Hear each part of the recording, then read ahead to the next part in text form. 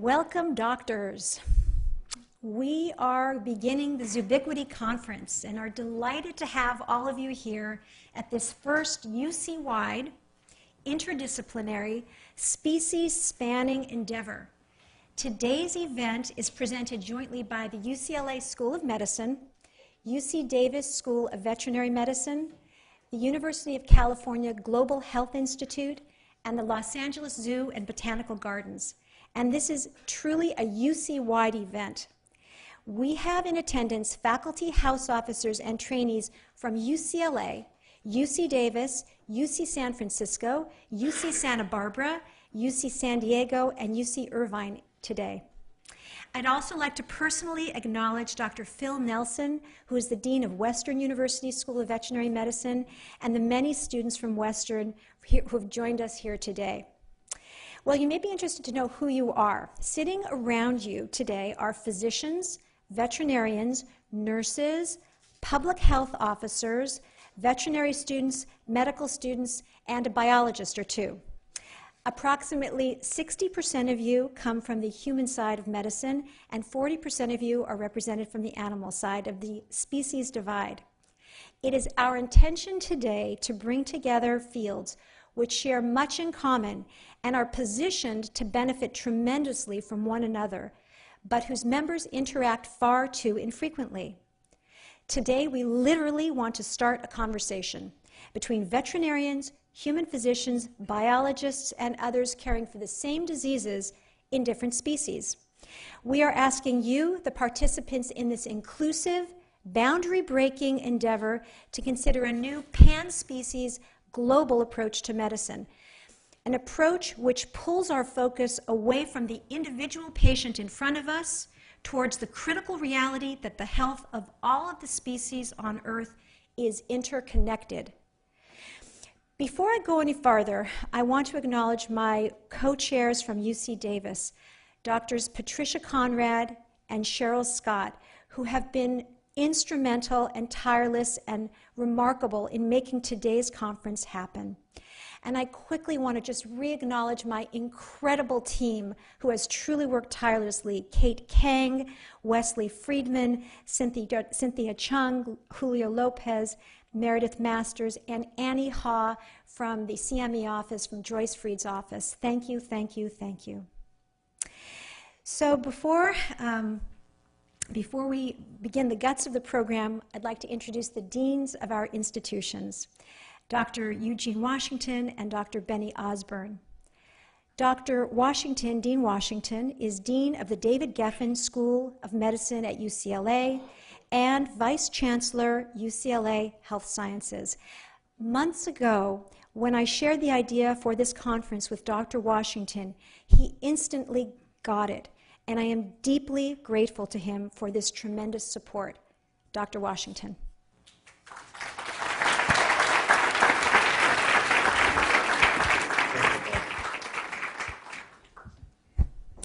Thank you, Barbara.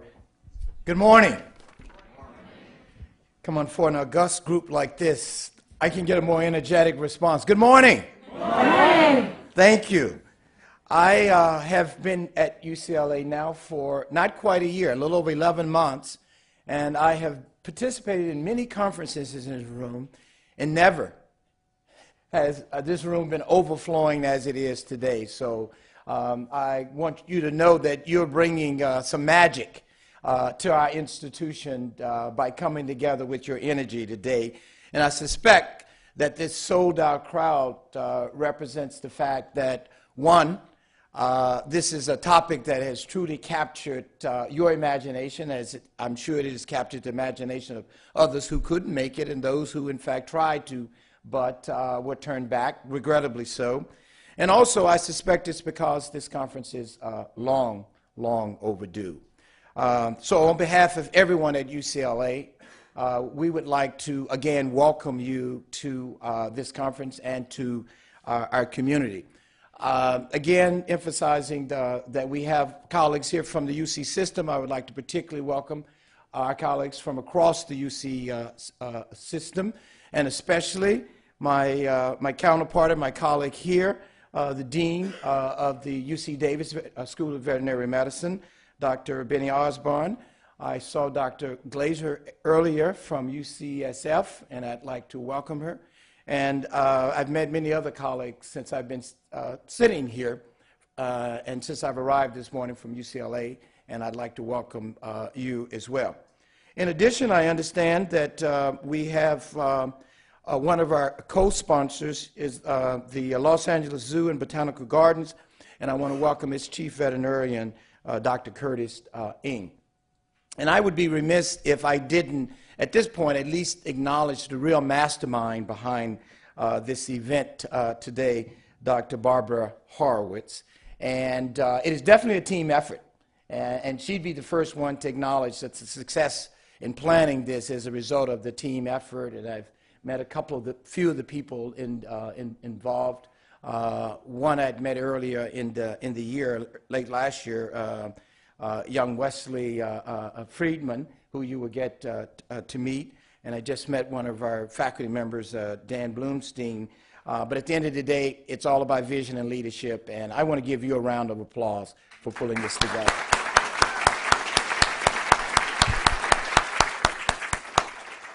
This conference, for the first time, brings together the resources of human and veterinary medicine for the benefit of all species. We here at UCLA view it as an important step in developing critical bonds that should exist among veterinarians, wildlife and evolutionary biologists, ecologists, and human physicians. As Dean of the David Geffen School of Medicine, for me, one of the most exciting elements that will emerge from this conference is the Zoobiquity Research Initiative, which will pair UCLA medical students with UC Davis veterinary students under the mentorship of both of our faculties to study medical or environmental threats shared by human and non-human species. 2011, this year, is the 60th anniversary of the David Geffen School of Medicine. One of the hallmarks of our relatively short existence is how early on we became a dynamic, enterprising center for translational research. That is, taking our expertise in the basic sciences and bringing it quickly to our exceptional clinical enterprise. One of the explicit goals of this conference, in fact, is to expand the beneficiaries of the research we do here at UCLA and the research that's done by other colleagues in this room, so that, in fact, we have a new kind of translational research that has the potential to amplify the value of every research dollar that is spent to the benefit of all species. You have a full,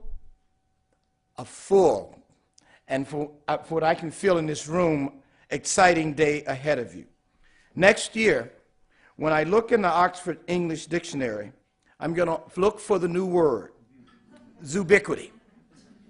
And when I see it, I'm going to know that it is because of the extraordinary efforts that have been brought to fruition by you in this room. So again, on behalf of everyone at UCLA, I want to welcome you, and personally, I want to wish you an engaging, an enlightening, and a productive conference today. And Dr. Osborne.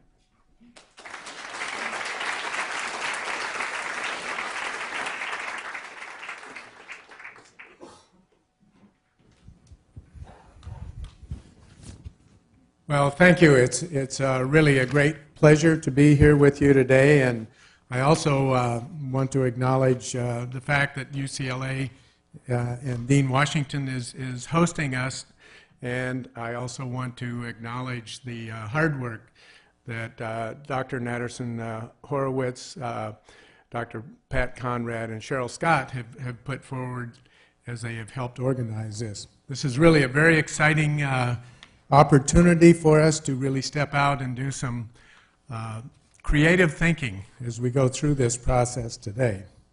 So this is a very unique and a very timely activity, this Zoobiquity Conference. This is more important now than ever before as veterinarians and physicians that we embrace comparative medicine and One Health approaches to our clinical activities, our research investigations, the development of strategies to prevent illness, and for control strategies to contain and eradicate disease outbreaks. With the global travel and the globalization of the food supply, which at certain times of the year, 50% of our food comes in from offshore, it's no longer if we will have disease outbreaks. It's now about when and what it will be. Before we are put in a crisis position of dealing with an animal disease outbreak that's impacting people or vice versa, we need to develop the relationships, the understanding, the trust in the expertise of both veterinarians and physicians that they bring to these different challenges. They occur every day.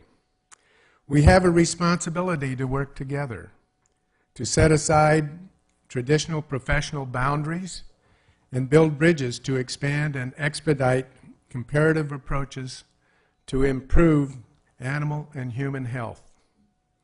I'm here today because this is so very critical to our future.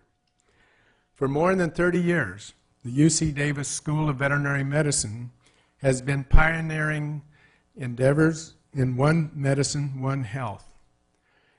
And the veterinary oath confirms our commitment to a broader health when we pledge, I will use my scientific knowledge and skills for the benefit of society.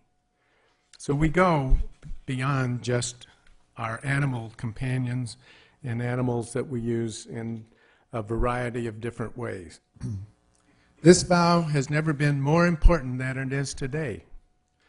We are here today to forge dynamic partnerships with One Health colleagues, and these relationships we can't help but deepen our fidelities and energies to One Health.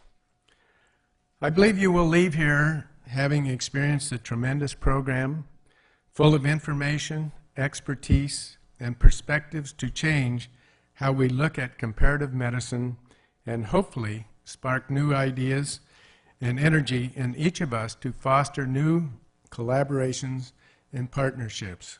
This is critical as we move forward and address our global health challenges. So thank you again for sponsoring the program here today, and I want to thank each of you for showing up. This is really exciting to have all of you here and involved in this conference. Thanks.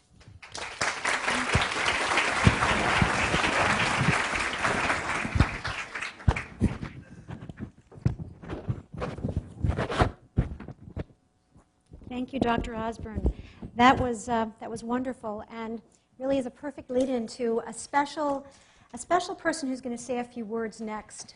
I mean, today's event does demonstrate the power of collaboration and the opportunities that exist within the UC system and across even our own campuses.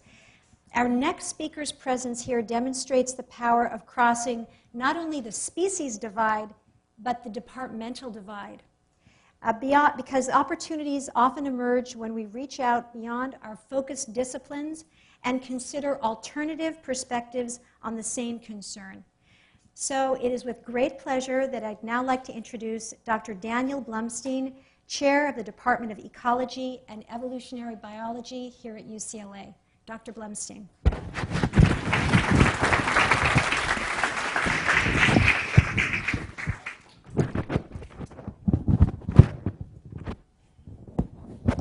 A big thanks to Barbara for inviting me here to address all of you. I'm really excited to be here today because I think this sort of discussion is really, really important. I want to express three themes in some very brief introductory remarks.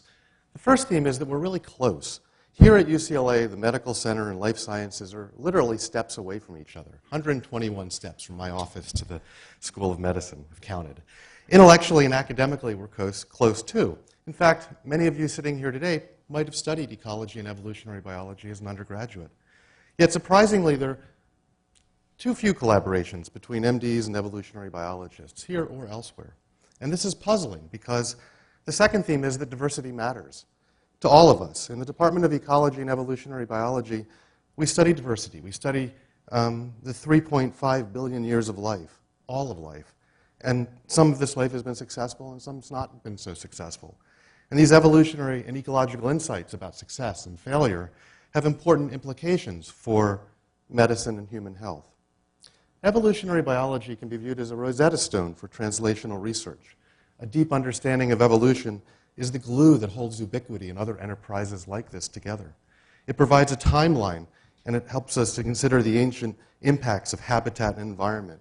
It helps us contextualize the shared molecular structures that allow us to identify deep homologies. It points out the shared behaviors that might tie, say, foraging behavior in rodents with eating disorders, say, in humans. And don't forget, there's a huge microbial world all around us and on us and in us. And these evolutionary and ecological insights sheds light on these symbiotic and agonistic relationships, the alliances and wars that are being fought constantly all around us. Modern medicine may stumble blindly into highly evolved ecosystems and wreak havoc. Evolution and ecology can help us make sense of these ecosystems and provide novel insights for treatment. The third theme, inspired by John F. Kennedy, is if not us, who, and if not now, when? By creating groups of keen ecologists and evolutionary biologists and veterinarians and physicians, we can reverse engineer human medical problems and can develop new insights into treating wildlife. And we can otherwise apply our sadly siloed knowledge in many cases to develop more general insights that will benefit ourselves and the world around us. Bringing our interrelated fields together makes a lot of sense, and it holds the potential to generate innovative approaches to the most challenging biomedical questions. And perhaps most importantly, maybe we'll change our attitudes about our own attitudes and more widely the general public's attitudes towards nature itself. Seeing ourselves as part of a continuum of life that extends not only back in time but across taxa creates a culture where we might have another way of justifying, preserving, and maintaining biodiversity. People in this room, all of us, are a kernel, or maybe I should use a more biomedical term, a zygote.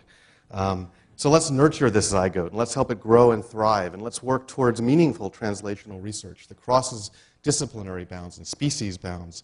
And I think, hopefully, humanity and all animals will benefit from this. So I'm really excited to be here today. Thank you all for coming, and I'm looking to learn a lot. Thank you.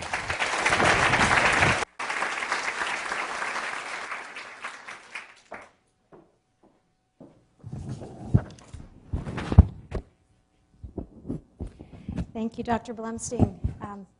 For those of you who are UCLA, there are some exciting programs that are happening again, a few steps up North Campus. It's amazing. Welcome, doctors. We are beginning the Zoobiquity Conference and are delighted to have all of you here at this first UC-wide, interdisciplinary, species-spanning endeavor. Today's event is presented jointly by the UCLA School of Medicine, UC Davis School of Veterinary Medicine, the University of California Global Health Institute, and the Los Angeles Zoo and Botanical Gardens. And this is truly a UC-wide event. We have in attendance faculty, house officers, and trainees breaking endeavor to consider a new pan-species global approach to medicine. An approach which pulls our focus away from the individual patient in front of us towards the critical reality that the health of all of the species on Earth is interconnected. Before I go any farther, I want to acknowledge my co-chairs from UC Davis, Drs. Patricia Conrad and Cheryl Scott, who have been instrumental and tireless and remarkable in making today's conference happen.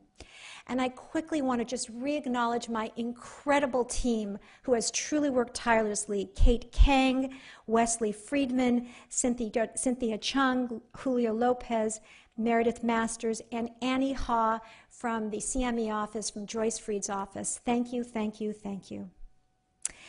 So before we begin the guts of the program, I'd like to introduce the deans of our institutions. Dr. Eugene Washington and Dr. Benny Osborne.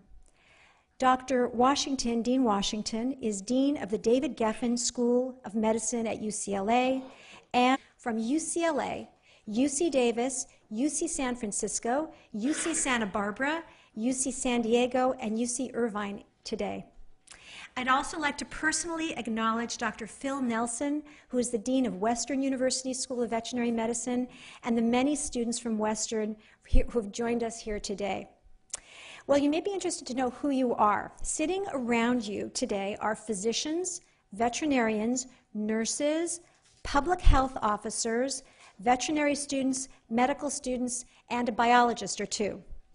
Approximately 60% of you come from the human side of medicine, and 40% of you are represented from the animal side of the species divide.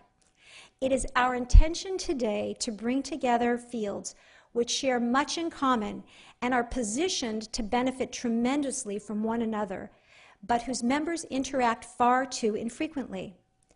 Today, we literally want to start a conversation between veterinarians, human physicians, biologists, and others caring for the same diseases in different species. We are asking you, the participants in this inclusive, boundary